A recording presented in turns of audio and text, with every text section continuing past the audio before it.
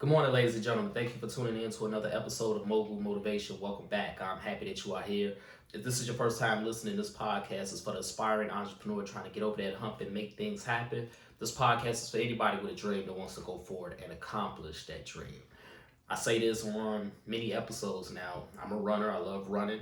If y'all should know that by now if you listen to this podcast. But if this is your first time, I love running. I was a track star in high school, and track and field is one of my favorite sports. And in high school, I was a sprinter, but in my adulthood, I challenged myself to go a little longer. So I've been focusing on mid distance, 5K, which is 3.1 miles, things like that, trying to increase and improve my speed and my times in the 5K. And because I love track and field, I find inspiration from a lot of great achievements in track and field. Allison Felix, Shelly Ann Fraser Price, Usain Bolt. But there's one achievement that a lot of people don't know about. And I knew about this story a long time ago as a track and field lover. I knew about this story a long time ago, and it was inspirational when I first found out about it in the past, and it's just as inspirational as today when I saw it most recently. A couple days ago, David Waddle had his 72nd birthday, I want to say. It was his 72nd birthday. And David Waddle was very famous because in the 800 meter final at the 1972 Olympic Games, he wore a white hat. Now, you can't do that in today's sports. In track and field, you can't wear anything on your head, no hats, nothing like that. But he wore a white hat. He was the only one in the field that had on a white hat. And that's what made him stand out. But what made him stand out even more is as soon as the race started, the 800 meter final, this is for the gold. As soon as the race started, he fell behind. Everybody in the pack just took off, but he was all the way in the back. And this wasn't planned, this wasn't strategic. He just couldn't keep up. Weeks before the race, he said that he was battling tendonitis, and he wasn't in the best shape, but nonetheless, he fell back. He was in dead last.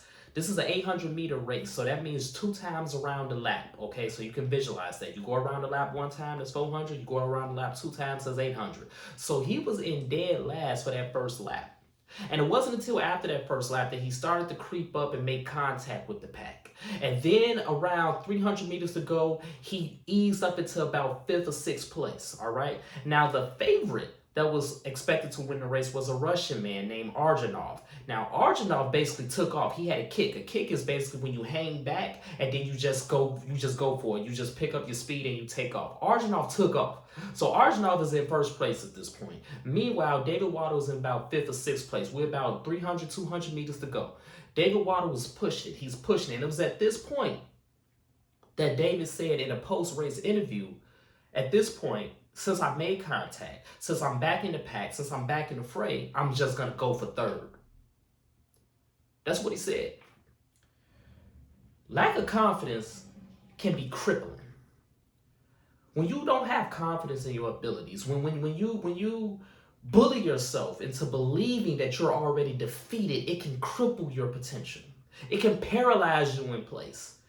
Don't we do that with ourselves? I know I do that with myself. I've been sleeping on myself for so long because in my mind, I've been telling myself I'm not great enough. I don't have the ability to get to where I want to be. I can't get there because I'm already defeated in my mind. So I tell myself that no matter what I'm trying to do in my journey, no matter what book I write, no matter what podcast episode I do, no matter how many professional photos I take, no matter what I'm trying to do in my life to aspire and get to my goals, I tell myself that I'm already defeated. And because I'm already defeated, I'm never going to get to first place. I'm never going to get to that goal. I'm never going to get to where I want to be. I'm not going to cross that finish line. That's how we do it to ourselves, ladies and gentlemen. We bully ourselves into believing that we are not worthy of being at the top of the podium. We bully ourselves for believing that we are not worthy of first place. We bully ourselves into believing that we can't achieve what we want to achieve. We don't deserve $1 million.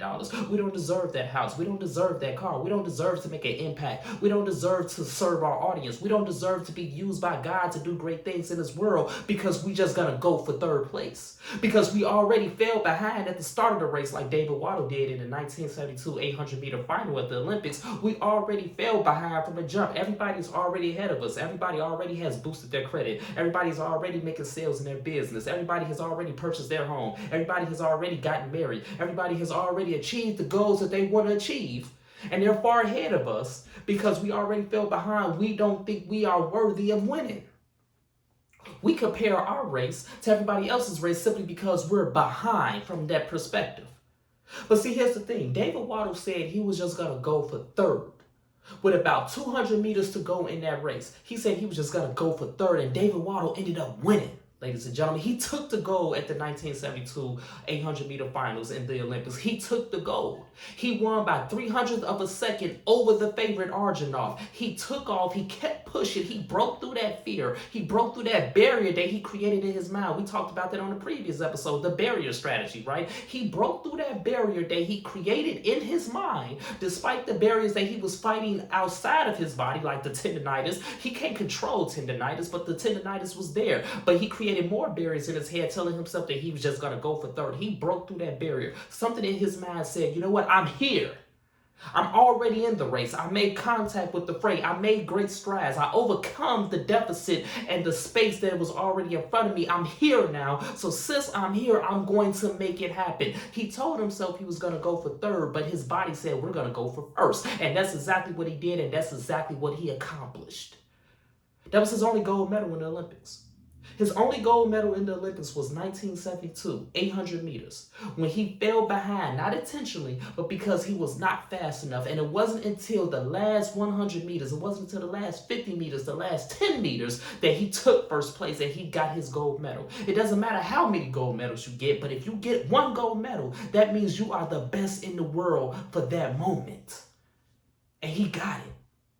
Because he pushed through those barriers, because he stopped bullying himself. Yeah, he told himself he was going to go for third, but then after that, he told himself, you know what, it don't matter, I'm going for first. Now, his mind told him something else. His heart told him something else. He said he was going to get first regardless because he's here. So that's my message to you. You are here. You are doing it. You are in the midst of your career. You are in the midst of building your business. You are in the midst of going after your dreams. Stop telling yourself you're going to go for third when you have potential for gold, when you have potential for first place. Stop telling yourself that you're going to go for third when you can cross that finish line first. Stop telling yourself you're going to go for third when you can overcome all of these barriers, all of these obstacles that lay in front of you. It's your approach and it's your mindset. Stop defeating yourself. Stop telling yourself that you've already failed just because you are in the midst of it right now. Stop telling yourself that you don't have the potential or the ability, because you do. Your mind and your heart knows the truth. We lie to ourselves so many times because we believe that the perception of our current state in mind, because we're already behind, because we're not as fast as somebody else, we believe that we're not going to cross that finish line. I'm not talking about no race anymore. I'm not talking about 800 meters. I'm talking about you. I'm talking about your business. I'm talking about entrepreneurship. I'm talking about going after your dreams. You think because you are behind everybody else, you think because you're not with the pack of everybody else that you're not going to cross that finish line. You think that because you're not going to cross that finish line, you're only worthy for third. No, you are not worthy for third. If you are in the race, if you are in the fray, if you're doing it right now, if you woke up this morning, if you made the decision to go after your business, if you made the decision to better your life, if you made the decision to better somebody else's life, if you made the decision to better your community, if you made that decision to get out there, that means you are worthy of crossing that finish line. That means you are worthy of gold. That means you are not settling just to go for third. You are going for it all, ladies and gentlemen. You are going to cross that finish line. You're going to accomplish your goals. You are deserving of every single thing that you want in your life. Do not forget that. Stop telling yourself you're going to go for third, because when you tell yourself you're going to go for third, when you tell yourself that you're going to fail, when you tell yourself that you're not going to make it, your mind and your body is going to take that and it's going to be disgusted with yourself. It's going to tell yourself that no, you are not worthy for third. You are worthy for first. You are worthy for gold. You are worthy for that house. You are worthy for $1 million. You are worthy for success. You are worthy for being a blessing. You are worthy for blessing others. You are worthy of every single thing that is on your heart and in your spirit. So whenever you tell yourself that you're going to fail, whenever you try to bully yourself into submission, whenever you try to defeat yourself, your mind and your heart is going to receive that and it's going to reject that, because that is not what your heart wants. That is not what your mind wants. So stop paralyzing yourself in place. Continue to run forward. Continue to go after the goal. Continue to go after the finish line, just like David Waddle did. And you will get there. I will get there. We will get there. So that's my message this morning, ladies and gentlemen. Let's continue to work. Let's continue to imagine reality. Third place is cool, but third place is not where you deserve to be. Third place is what you're telling yourself that you're worthy of. If you're going to tell yourself that you're worthy of being of third place, See, let me tell you something. In track and field, it's first, second, third. All three make the podium. All three get a medal. Gold, silver, bronze.